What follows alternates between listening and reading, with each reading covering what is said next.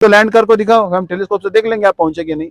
नहीं बोलते हम वो साइड लैंड कर रहे जो यहाँ से नहीं दिखाई देती, तो बस उल्लू बना रहे। तो कहने का मकसद क्या है कि इनमें भी बहुत सारी अंधश्रद्धा है। श्रीपाद दंडी महाराज देखो, मैं दंडी महाराज से बात करता हूँ, कितना पढ़ाई किया उन्होंने, BSc honours, B Indian Institute of Science से एमएस, ये आईआईटी चेन्नई से MS, doctor of science America से, और उसके बाद में सीआईएसएसपी, कितने डिग्री किए हैं। आप इनको अंधश्रद्धा कह सकते हो इतने पढ़े लिखे आदमी को? जो पीएचडी है, 2 पीएचडी के बराबर होती है एक doctor of science degree, 2-3 PhD के बराबर होती है। 2.5 साल में इन्होंने क्रैक की थी डॉक्टर ऑफ साइंस डिग्री।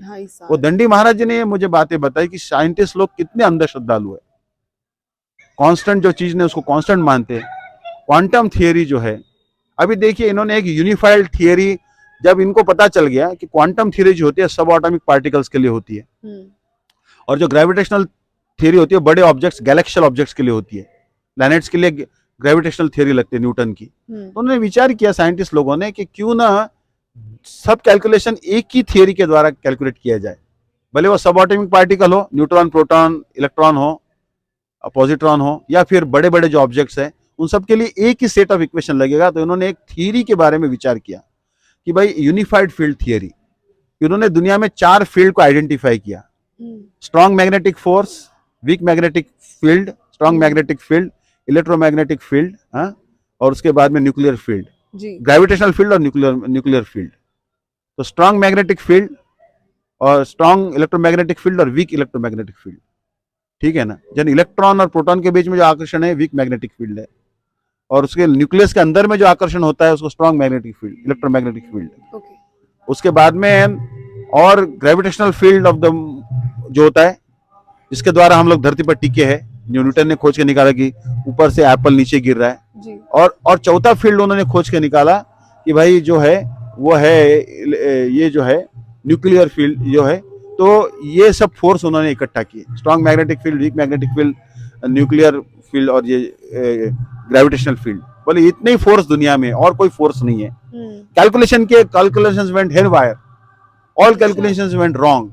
बोले कोई ना कोई फील्ड मिसिंग है इसमें, अभी तक पता नहीं चल रहा इलेक्ट्रॉन उनकी यूनिफाइड फील्ड थ्योरी क्यों फेल हो गई। तो दुनिया के दिग्गज दिमाग उसमें लग गए, दुनिया के बड़े बड़े फिजिसिस्ट उसमें लग गए, मगर एक फील्ड जो मिसिंग था वो दंडी महाराज जी ने बता दिया। वो बोले the energy of the soul, आत्मा को तुमने स्वीकार ही नहीं किया। तो आत्मा का डायमेंशन क्या है? आत्मा कोई भी इलेक्ट्रॉनिक माइक्रोस्कोप से नहीं दिखाई देता है। बालाग्र शत भागस्य शतधा कल्पितस्य च भागो जीवस्य विज्ञायस्य चानन्त्याय कल्पते। एक केश के 100 टुकड़े कर दो और वो 100 टुकड़े में से 99 फेंक दो, और एक टुकड़ा जो बचा उसके और 100 टुकड़े करो और 99 फेंक दो। इतना छोटा जो आत्मा होता है उसको तो स्वीकार ही नहीं किया इन लोगों ने, तो इनकी थियरी कैसे करेक्ट आएगी? They are missing one of the greatest forces, the soul's force. तो कहने का मकसद क्या है, जैसे एक ट्रेन है जी, गीतांजलि एक्सप्रेस है, राजधानी एक्सप्रेस है, बैंगलोर से दिल्ली तक पहुंचती है जी। ट्रेन का वजन कितना है? इतना हजारों टन होता है। और ट्रेन को चला क्या रहा है? बिजली चला रही है। बिजली क्या है? बिजली इलेक्ट्रॉन का प्रवाह है। इलेक्ट्रॉन का वजन कितना होता है? 10⁻⁹ किलोग्राम। कुछ भी तो वजन नहीं है। ये वेटलेस इलेक्ट्रॉन्स पूरे ट्रेन को खींच के लेके आ रहे हैं। उसी तरह हमारे हृदय में जो आत्मा होती है, वो आत्मा मुझे भी धारण कर रही है, मुझे भी चला रही है, एक मैसूर के हाथी को भी चला रही है। और जो 18 या 20 मैसूर के हाथी जिस व्हेल मछली के, तिमिंगल मछली के पेट में समा जाते हैं, उसको भी वही आत्मा चला रही, इतनी छोटी आत्मा जी। तो soul is an anti material particle. इसके बारे में कोई रिसर्च नहीं है। तो कहने का मकसद क्या है कि हमको अंधश्रद्धा मान रहे हैं, पर आप में कितनी अंधश्रद्धा है? आप डार्विन थियरी जो है इवोल्यूशन, ये हम इसको स्वीकार नहीं करते, क्योंकि आदमी कभी भी, ये जो पहले से ये डिमार्केशन लिखा दिया, 4 लाख प्रकार के मनुष्य है जी। 4 लाख प्रकार, जैसे कॉकेशियन रेस है, और कुछ लोग जो अफ्रीकन रेस के हैं, कुछ इंडियन है। इंडिया में भी आप देखें मणिपुर के लोग थोड़े अलग दिखते हैं। ये 4 लाख प्रकार की जो है जातियां हैं मनुष्यों में, प्रजाति। तो ये पहले से बता दिया गया है। ये कभी भी मनुष्य, कभी भी बंदर कभी भी मनुष्य नहीं बनेंगे, ठीक है ना। इसको हम अस्वीकार करते हैं, ये वेदों में इसको स्वीकार नहीं किया गया। इसको ये जो है ये अंधश्रद्धा है, डार्विनिज्म, ठीक है ना। आदमी जैसे राम सेतु है जी। राम सेतु के बारे में भी जो चित्र लिया था आकाश से, उससे पता चल गया कि राम सेतु है, और भारत और श्रीलंका के बीच से कोई जहाज अभी तक क्यों नहीं जा सकता? क्या कारण है इसका?